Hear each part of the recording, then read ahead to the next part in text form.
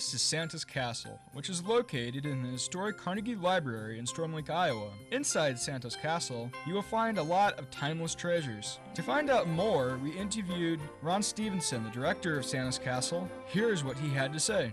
The elf room is pretty interesting. So you see lots of elves making candy, decorating trees. You'll see a large reindeer with an elf cleaning his hooves. Another elf is painting the sleigh. And another elf is actually putting the bells on the reindeer. That is the very first piece of animation in Storm Lake dating back to 1962. And then as you walk by, you'll see goats in a bed. That's one of the favorites of the castle. You have goats laying in bed, having a pillow fight, misbehaving late at night, and opens up the door to a mama goat who tells them to quiet down. And as you go through the elf room, you'll come out into another room that has a big window view. And inside that window view are the Steiff bears, which are actually poodles, believe it or not, but they are labeled as Steiff bears, and those bears alone are worth $30,000.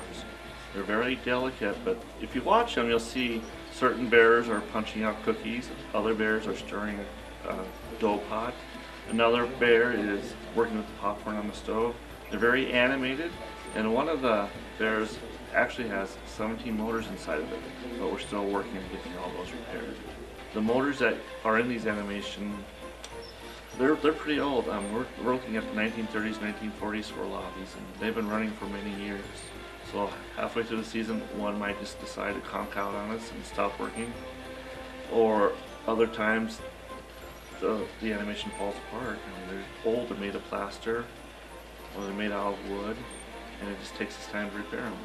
So our goal for 2012 and 13 is to repair all the animation we can in 1 year and have it on display. Some of this animation hasn't been seen for 25, 30 years. So we're proud of the fact that we're able to bring new animation into the castle. The railroad started roughly in 1957 with Robert Anderson. He built a train set down in his basement, and throughout the years he purchased a little bit more on the train track and a few more trains. And later on in years he passed away and donated that train set to Santa's Castle. So down in the basement you'll see a large collection of trains, all hand built by Robert.